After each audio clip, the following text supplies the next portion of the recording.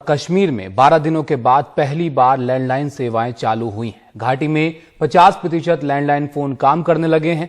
96 में से 17 telephone exchange काम कर रहे हैं। ये दावा जम्मू कश्मीर के प्रधान सचिव रोहित कंसल का है। साथ ही उन्होंने ये भी बताया कि घाटी के अलग अलग इलाकों से छिटपुट हिंसा की 6 से 7 घटनाएं हुई हैं, जिसमें 8 लोग घायल हुए हैं। सोमवार से घाटी के स्कूल भी खोले जाएंगे, जो प्राइमरी स्कूलों से शुरू होकर सेकेंडरी स्कूल तक होंगे। प्रेस कॉन्फ्रेंस में मौजूद कश्मीर के आईजी एसपी पानी ने कहा कि घाटी के 35 इलाकों में छूट दी गई है। साथ ही कहा कि पुलिस हालात पर नजर बनाए हुए है।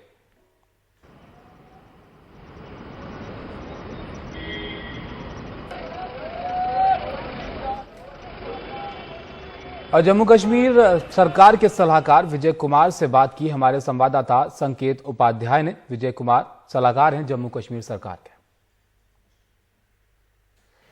An unprecedented decision which was taken here in Jammu and Kashmir and Ladakh, and obviously certain steps and measures and restrictions were imposed which too were unprecedented. But how exactly is the administration coping with the challenge? Because we all know the real challenge will begin now as schools reopen, as landlines are restored and the clampdown is removed. You can't perpetually keep a state in a state of lockdown. So what is the long-term strategy? And to discuss this, I have the man who's best, who will have the best answer to this particular question, Mr. K. Vijay Kumar, the advisor to the Jammu and Kashmir Governor. Thank you very much, sir, for speaking to NDTV.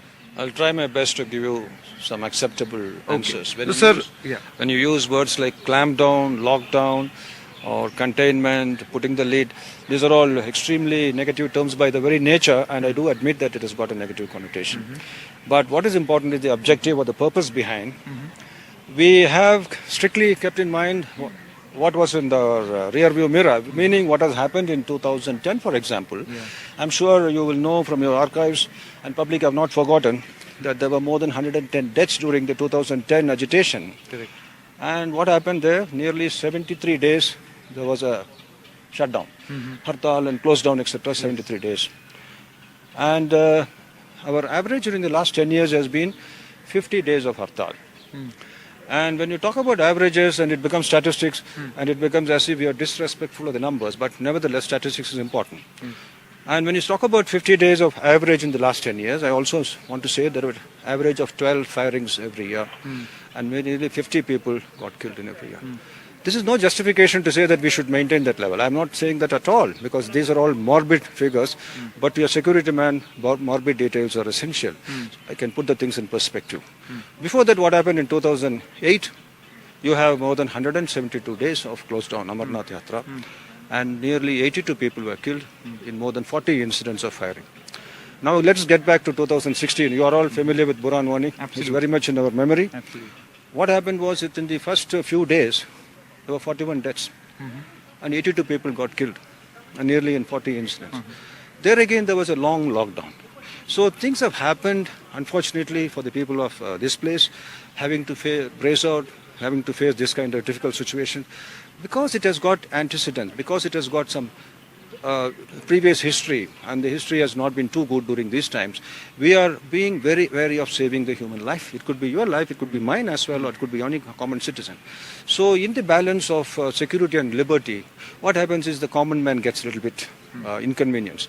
But it's a very conscious decision. We are aware that there will be a lot of discomfort, but it is a decision taken at various levels, and we are watching it every day. So when the word you used was clampdown and lockdown.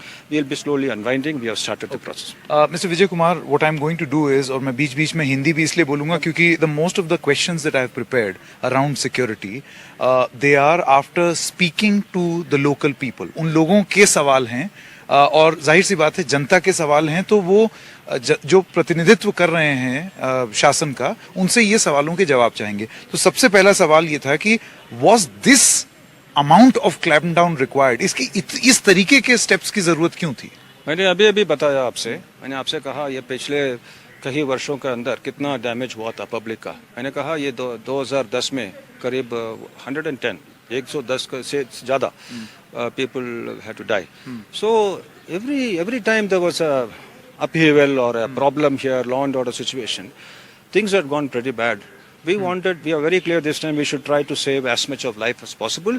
And in fact, the bottom line was no loss of life, and we are working towards that. When you are working towards an extreme kind of solution or option, in the interest of common people, we inevitably take some measures, and that is what has happened. Therefore, when you say lockdown, I won't say that, okay, these people are used to it, ye log to pehle bhi परिचय है, ये लोग familiar है. I am not saying that. I am saying that we are conscious of the difficulties, but ये करना पड़ता था. हमने बहुत सोच समझ के ये कार्रवाई हमने की. One of the concerns that people had, I mean, abrogation of 370 is besides the point. I'm not going to get into that because, you know, that's... More will I. Yeah. One concern that I could see on the ground related to security was that the security forces, in order to maintain calm and quiet, did not allow the people to celebrate Eid. They could not freely move around. How would you respond to this? I would say earlier in 2016, there was greater restriction during Eid. This time, Honorable Home Minister and our Governor and NSA were clear, we should give them as much facilitation as possible. ये सही नहीं है कि पूरा हमें बंद हो गया.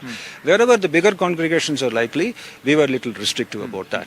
Again, because of public safety and security concern. Imagine, for an instance, during such a celebration, a bad guy comes and takes advantage. What will happen?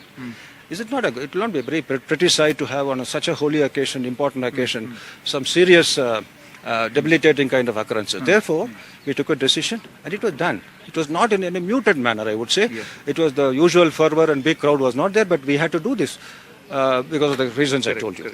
Mr. Vijay Kumar, I'm sure you realize that the real challenges lie ahead for the administration. Yes. So I'm going to divide this in 4 categories, and I would request if you could speak about these 4 categories. First of all, the mobsters or the stone pelters. What is your strategy going to be now that there is relaxation? It is expected that there will be some disturbance in some pockets. Now the mobsters are indeed one of the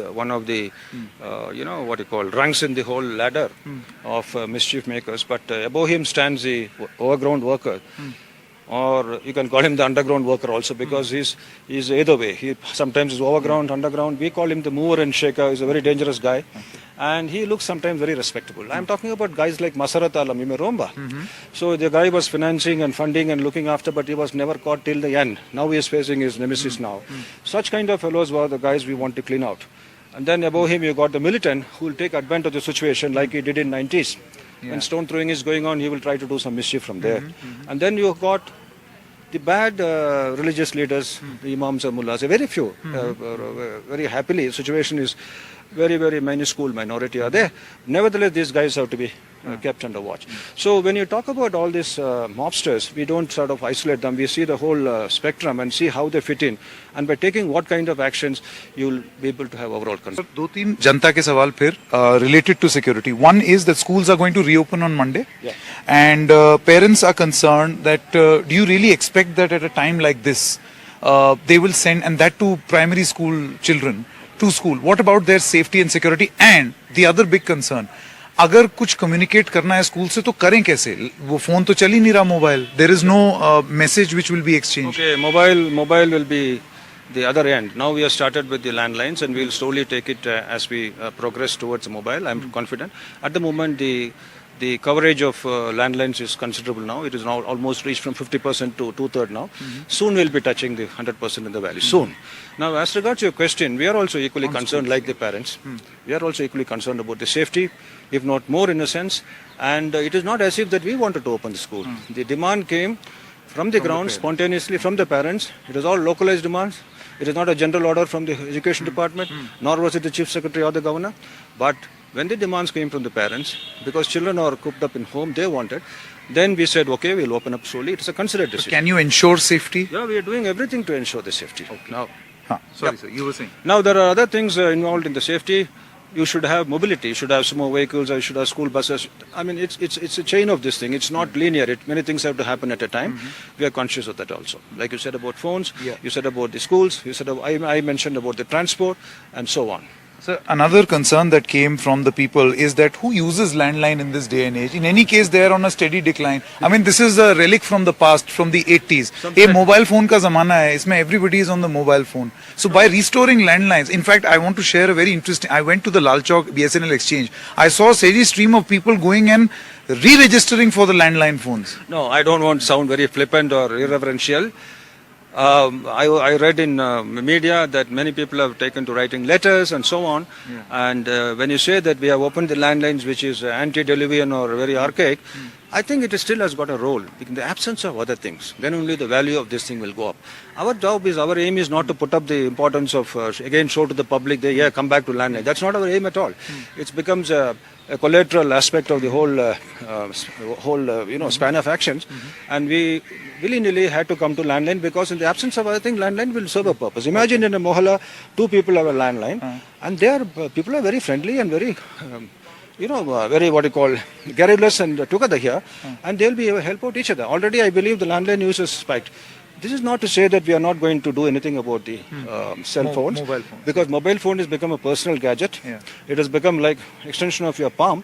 Therefore, we realize how important sensitivity is, and we are doing everything to make it possible to open these lines as quickly as possible. I want to give you a feedback also after speaking to some youth from the downtown area. They said that because of the internet, they were hooked on to video games like PUBG. And now there is no internet, you expect that this angry people will now hit the roads. I mean, mobile was a sort of an addiction which in a way was helping reduce, protest and agitation on the road. Yeah. That's one of the perils, the other side of the story. It is both ways. Yeah. So when the same mobile can be used for certain other purposes which are not conducive to the overall situation here, that is a consideration for us to enter. Otherwise, it's not to deprive anybody of a pleasure, anybody of a normal communication model channel, and to take him back by edges, to take him back to Stone Age. That was not the intention at all. When you're talking about downtown, there are a lot of engagements which we were also involved in from the sports department. There are a lot of floodlit court which have been opened there in that area. Ghani Memorial, for instance. People didn't imagine Ghani Memorial ground will have a floodlit. I myself went there. And in a place like that, we are doing many things to penetrate and reach out to the youth. And of course, because of this, that had to slow down, and I'm sure we'll resume. This anger or this, unrest or being restive, it's a temporary phase. I'm sure we'll get over the hump and tackle. मेरे दो आखिरी सवाल after that. I know you're a busy man, I'll let you go. Rumor mongering, right? Now, again, feedback from the people. They say that when you clamp down on communication systems, it will lead to more rumor mongering as opposed to the systems restored. Because say for instance, if there is someone who's outside, उसको मालूम नहीं है उसके घर में क्या हो रहा है, उसने कुछ बात सुनी, लेकिन अब वो confirm नहीं कर सकता कि सच क्या है because of the communications blockade. They feel that this blockade is leading to more rumors. Okay, I would say put it this way: the rumor monger, number of rumors may be more in the absence of communication, but the quality of rumors will be less. Quality means my ability to, by word of mouth spreading, I will be able to reach out to 100 mouths. Whereas if I am digitally open, I will reach out to million ears. So which is more important, you yourself will know. But I concede the point that in the absence of any correct information, and that's why we are trying to reach out through our own thing. Though you may say the penetration is minimal or not ideal, we are trying to reach out and tell the public these are the facts. Hajj pilgrims, for example, Hajj pilgrims, there was a lot of confusion about what. Immediately there was an outreach to them through the MEA. All the departments fell in line. The people who are working far away, facilitation centers, to the extent we can mitigate the difficulties we have been trying to do, and we need to do much more, we are at it very much. But the point again, I would repeat, the advantage of a digital medium for rumor mongering is more when it is available. Negative news. Yes, for the negative news. Therefore, we have to see. For instance, you wanted to put a lid on fake news. Absolutely. Fake news is more dangerous than any news, because fake news, once it comes and reaches a certain pitch, it picks up a velocity. Would there be an example that you would like to share? There are plenty of examples. I already pointed out to another friend of the media that they put up pictures of women protesting, and then we found out the women were wearing a winter dress, and this is not the winter time. Winter is 3 months away. It is not Chilekalan at all. We are just going to enter the autumn. So that was a very funny, ill-thought and very hasty kind of thing, some photoshopping. Like that, we found many of the pictures and videos were all coming from different era and different agitation, nothing to do with this one. So very unintelligent, but that we will be able to say only later. Supposing it picks up and already 1 million people have viewed it, and now what is the impact? it's like a mental grenade. It has entered the minds of so many people. Then to remove the, remove the pollutants, it becomes extremely difficult. That is the danger of digital fast news. Okay. My final question to you, Mr. K. Vijay Kumar. There is a feeling, and ये सवाल आपसे पूछना इसलिए ज़रूरी है क्योंकि ये एक फीलिंग है लोगों के मन में कि अब जब से ये फैसला हुआ है इसको लेकर के जो फोर्सेस हैं यानी कि जो यहाँ की स्थानीय फोर्स है जम्मू कश्मीर पुलिस उनमें जाहिर सी बात है वो इसी समाज में से आते हैं तो अगर इस समाज के एक तबके में अगर थोड़ा रिजेंटमेंट है तो उस फोर्स में भी रिजेंटमेंट होगा मैं आपसे जानना चाहता हूँ as a person who is part of the administration how do you respond to a question like this I have dealt with this force earlier also 2 decades ago, and I've been constantly watching the progress of this force for a long time. I've been a vicarious reader of this team because I've handled left-wing extremism in 7-8 states. I have seen the synergy of all those states, and I've seen what is here. I would say this is ranking number 1. I'm not saying here because I happen to be here. Absolutely dispassionately, that is my considered view. In terms of the sacrifice, they themselves have, more than 1,250 or odd numbers. They have got killed, constabulary to senior officers. And senior officers, guested officers, more than 25 have got killed. That means the high quality of leadership. They're absolutely professionals, and this kind of dissenting kind of thing, and kind of somebody planting a news saying that they're all absolutely nothing. I find them. But there was some news, no? This is one of those news. Yeah. The kind of planted, Fake news. Fake news. What was that fake news? Saying that there is a dissent between them and the CRP, and there was a kind of fragging or something and all. This is very dangerous. This kind of plan. This is where I seek your cooperation. I have solicited the cooperation of every single, all languages in India, so that we fight this. Because once it starts spreading, what a dangerous thinking it is. That the forces will fight among themselves. There will be anarchy, anomic condition, mutiny, and insurgency in this side. This is not a.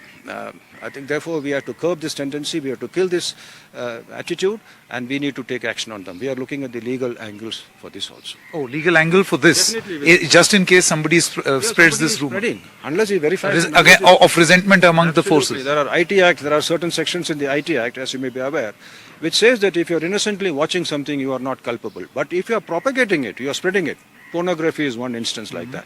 This is worse than pornography. This is more dangerous. Pornography, you pollute certain group. Here you are damning a whole nation, and you are trying to create a situation which is only helpful to you, and on whose terms and for whose side you are working. So therefore, Indian nations and the entire neutral media everywhere should get together and kill these kind of bad efforts.